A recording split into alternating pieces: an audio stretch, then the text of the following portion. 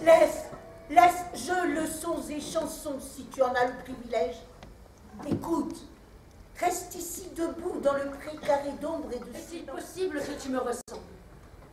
Est-il possible, croyable, admissible, que tu portes un peu de mon geste dans tes mains quand tu égorges, et que mon visage dans ton visage se penche sur la boue écarlate et le cadavre démembré? Toi aussi, écoute. Je n'ai pas de patience. C'est tout de suite. Quiconque passe, qu'il m'écoute. C'est ainsi. Je parlerai comme ça vient. J'implorerai. Mesquine, piteuse, hargneuse. Je ferai la pleureuse, la hideuse. Je mettrai tout le pathétique, drame et tragédie. Et le sang au cerne des mots, comme un rimel après les pleurs, dégoulinant, dégoûtant. J'appuierai le trait. Oh, mais au fait, je n'ai pas inventé le drame. Oh, mon Dieu, le drame. Ni la tragédie. Ah, la tragédie. Et le trait de l'épouvante et du dégoût, il est épais, assez dans la chair des hommes, et je n'y suis pour rien. Ma prière. Voilà comment commence ma prière. J'aime que le matin blanc pèse à la vitre et l'on tue ici. J'aime qu'un enfant courant dans l'herbe haute vienne à cogner sa joue à mes paumes. J'aime que la pierre roule dans la rivière et que cela fasse un bruit de clarinette et l'on tue ici.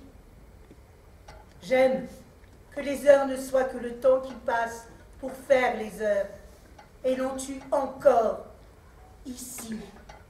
Encore. Et voilà comment continue ma prière. Êtes-vous là encore?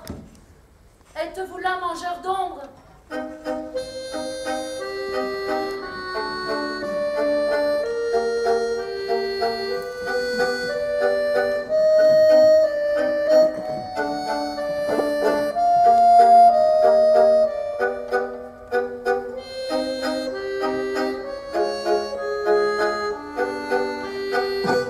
J'étais fille nubile, et ma vie était posée comme un soleil sur l'horizon. Un doigt sur une joue à peine qu'il effleure pour évoquer la saveur. Je croyais ce qu'il faut croire. Instruite pourtant du malheur, par la perte d'un seul de tes cheveux, mon père, par le seul événement de ton pied glissant sur la pierre. Mais je croyais ce qu'il faut croire, parce qu'il y avait les trois oliviers, la douceur sur la peau des collines, et l'étranger qui demandait mes lèvres.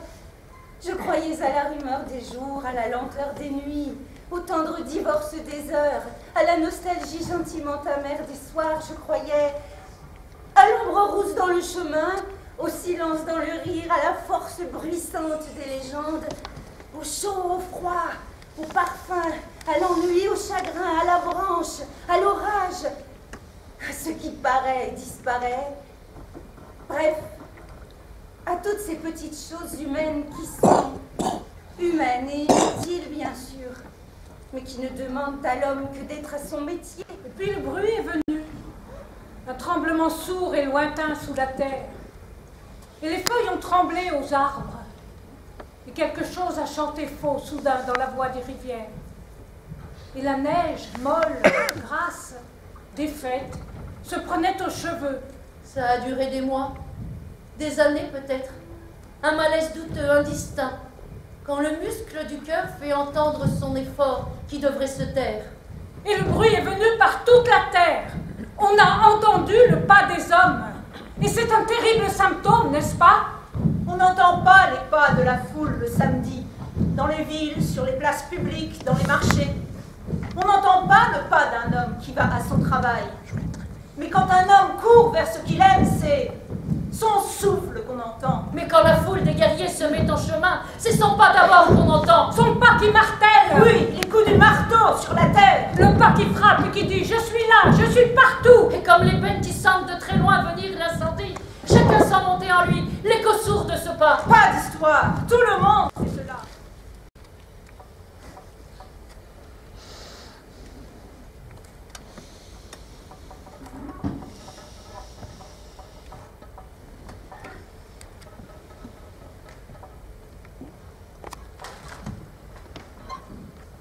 Je sais ce que tu penses, homme de guerre. Dis-le. Dis-le donc que mon émotion est niaise, que mon émotion est émouvante, mais niaise. Parce que la guerre n'est pas un sentiment. Qu'il est juste que pleurent la mère et la fille, mais que ce n'est pas de ton ressort. Qu'il vaut bien que quelqu'un assume, malgré bon gré, le mécanisme tragique des effets et des causes. Qu'il y a contrainte. Et qu'assumer la contrainte malgré soi, c'est cela le sérieux de la guerre. Non. Eh bien non. Je ne comprends pas. Je suis celle qui refuse de comprendre. Parce que comprendre, c'est déjà accepter. Oui, je venais pour comprendre. Et j'ai compris que comprendre, c'était trahir. Toi, Que je me calme. Je m'arracherai l'âme plutôt. Et la jetterai à tes pieds comme une viande saignante. Je hurlerai comme la folle. Roulé astre sanglant de la langue. En face du cri tonnerre. Je hurlerai comme une bête qu'on égorge. Soufflerai dans la forge. Pas de pudeur, pas de dignité. Face au fracas, la strophe claire des visages. Il y a nous qui cherchons à tâtons dans la pleine lumière, le mur chauffé par l'été, pour poser notre épaule et retrouver un temps confiance dans la chaleur du monde. Il y a le festin de neige des cerisiers où les amants couchés dans l'herbe croient recommencer Noël. Il y a nous qui nommons une à une, d'un geste ou d'un sourire qui tremble, les petites bontés des jours ordinaires, celles qui recousent sans cesse l'étoffe rompue sans cesse de l'existence. Il y a que nous avons une joie concrète comme la pierre, plus réelle que la pierre, plus inusable que la pierre, à caresser le front de notre enfant qui dort et qui grandit sous la le caresse. futur est fait, j'ai envie de vous dire, parce que pour moi, à ce moment-là de la pièce, on est... bon, c'est comme une espèce de bascule, parce que on va... Mais attends, on va parler des victimes. Oui, Avec on va parler des beaucoup victimes, de la tout, culpabilité, du sentiment de culpabilité, de la responsabilité de tout un chacun. Mais il faut commencer par le commencement. Il faut De quel expliquer commencement? pourquoi, dans quelles circonstances Jean-Pierre Sivert a écrit ce Mais texte. Mais non, pas du tout, c'est très important. Il a écrit ça lors d'un voyage au Liban. Il a pris la mer à la fin de son texte. Laisse-moi parler. Il a écrit Saïda, Liban,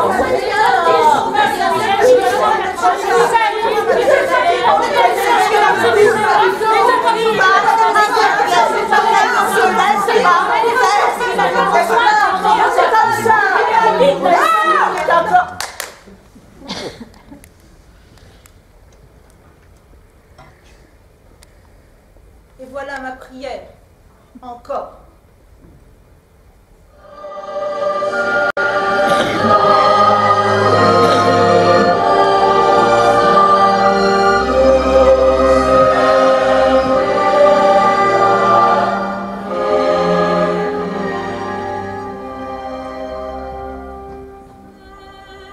Quant à nous, nous allons recommencer l'histoire. Nous élèverons nos enfants sans vous, malgré vous, contre vous. Leur vice sera la douceur.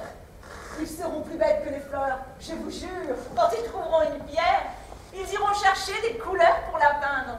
Quand ils trouveront un bâton, ils le planteront pour qu'il donne des oranges. Ah, ceux-là seront de vrais bons poltrons, enfin. De bons lâches, enfin. Au moindre coup de tonnerre, ils se cacheront sous les dragons. Ou les attendront des femmes, naïves et nues.